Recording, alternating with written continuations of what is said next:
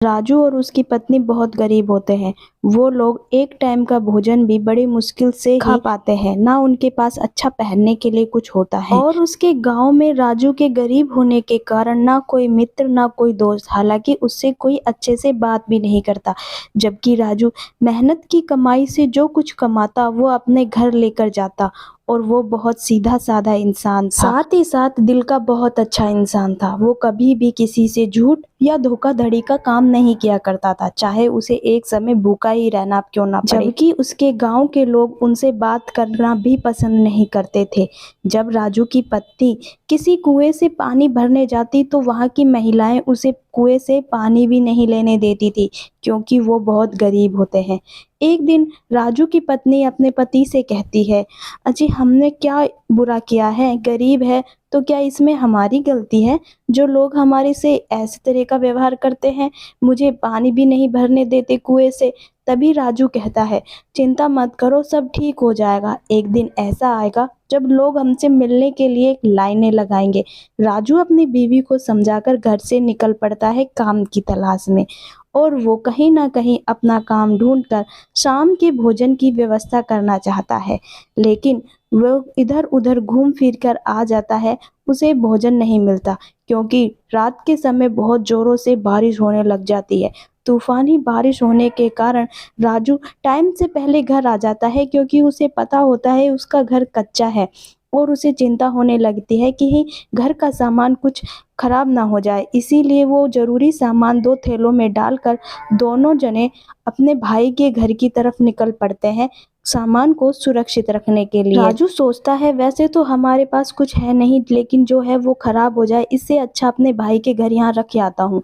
जब वो अपने भाई को सामान रखने के लिए कहता है तो उसका भाई राजू को साफ मना कर देता है और कहता है, यदि मैंने तुम्हारा सामान हमारे घर में रख लिया तो मेरी बीवी बहुत नाराज होगी, तुम यहाँ से चले जाओ। लेकिन राजू कहता है, भाई साहब मेरे पास वैसे तो कुछ है नहीं, ये थोड़ा बहुत सामान है, अगर ये बारिश से खराब हो गया तो हम क्या करेंगे? लेकिन राजू का भाई राजू की एक भी बात नहीं सुनता और उन्हें लौटा देता है और घर के अंदर चला जाता है। राजू बड़ा उदास होता है और सोचता है कि मेरे पास इतना भी नहीं है कि मैं अपने घर के सामान की रक्षा कर सकूं। वो दोनों घर लौट आते हैं और पूरी रात जागते ही निकाल देते हैं, कहीं उनका सामान खराब नहीं हो जाए। अगले दिन बारिश तो रुक चुकी थी और मौसम एकदम साफ था। राजू फिर से काम के लिए निकल पड़ता है, क्योंकि उसे भोजन की व्यवस्था करनी थी। वहीं गांव में कुछ व्यापारी आकर बड़ा मेला लगाते हैं, जिससे गांव के दूर दूर के लोग मेला देखने के लिए आते हैं। वहीं शहर से एक रामलाल नाम का बड़ा व्यापारी अपनी गाड़ी में बैठकर गांव की तरफ आ रहा होता है। वो गांव का मेला देखना चाहता है।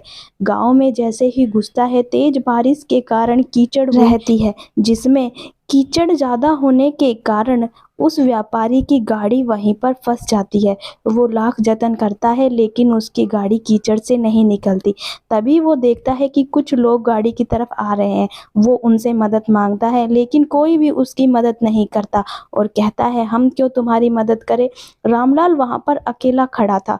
तभी उसकी नज़र आ रहे सामने से राजू पर पड़ती है। राजू अपने काम से बारिश की वजह से जल्दी घर आते हुए भागते हुए अपने घर की तरफ जा रहा होता है। तभी राजू को व्यापारी बोलता है और मदद करने के लिए कहता है। राजू उसकी मदद करने के लिए तैयार हो जाता है और वो गाड़ी को जोरों से धक्का देता है। आधे पौन घंटे मेहनत करने के बाद गाड़ी आखिरकार कीचड़ से बाहर निकल जाती है और थोड़ी दूर चलकर गाड़ी रुक जाती है और गाड़ी में बैठा व्यक्ति गाड़ी से बाहर आकर राजू की तरफ आता है और उसका बहुत बहुत शुक्रिया करता है और कहता है कि मैंने पहले भी कुछ लोगों से मदद मांगी थी, लेकिन किसी ने मेरी मदद नहीं की। तुम क्या करते हो? राजू बताता है कि मैं एक मजदूर हूँ और वो वहाँ से जाने वाला होता है। तभी जब राजू जा रहा होता है तो व्यापारी पीछे से आवाज लगाता है, तुमने मेरी इतनी मदद की, क्या तुम मुझे अपने घर नहीं लेकर जाओगे? मैं तुम्हारे साथ तुम्हारे घर चलना चाहता हूँ। राजू हंसते हुए कहता है, साहब मुझसे तो इस गांव में कोई बोलकर भी राजी नहीं है, मुझसे तो कोई बात भी नहीं करता और आप मेरे घर चलना चाहते हैं? मेरे घर इतना बड़ा नहीं कि मैं आपको वहां ले जाकर बिठा भी सकूं। लेकिन व्यापारी के बार बार जिद करने के कारण राजू उसे अपने घर ले जाता जाता है। वहीं राजू की पत्नी एक तख्त पर पानी से बचकर बैठी थी। घर में चारों तरफ पानी जमा होने के कारण राजू उस व्यापारी को घर लाता है और अपनी पत्नी से कहता है कि कुछ खाने के लिए लाओ। राजू का घर देखकर व्यापारी बड़े सोच में पड़ जाता है और राजू से पूछता है, तुम यहाँ रहते हो? तुम इतने गरीब हो? तभी राजू की पत्नी आती है और प्लेट में एक गुड़ की डली लाकर कहती है, हमारे घर में खाने के लिए बस यही है।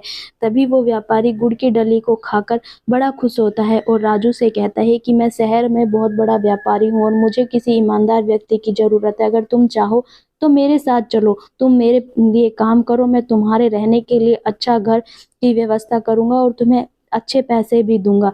राजू ये बात सुनकर तैयार हो जाता है और वो व्यापारी वहां से चला जाता है।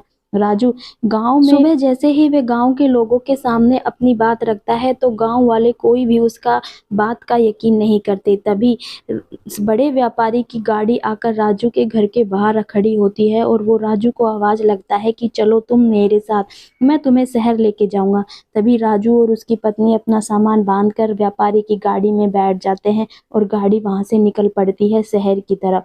गाड़ी शहर में आती है तो राजू और उसकी पत्नी बड़े ही अचंभे से शहर की तरफ देख रहे होते हैं। वहीं गाड़ी जाकर एक शानदार घर के सामने रुकती है। व्यापारी उन्हें उनका घर दिखाता है और राजू को सारा काम समझाता है। कुछ ही दिनों में राजू सारा काम करने लगा था और वो अब धीरे धीरे अमीर आदमी बनने लगा था। उसका घर भी इतना शानदार था कि जब गांव के लोगों को उसके हालात के बारे में पता चला तो सब उससे मिलने आए और उसका भाई तो उसे भैया भैया कहते हुए भी नहीं थक रहा था। तो फ्रेंड्स, मेहनत का फल मीठा होता है। और फ्रेंड्स, हमारा चैनल सब्सक्राइब करना ना भूले। धन्यवाद।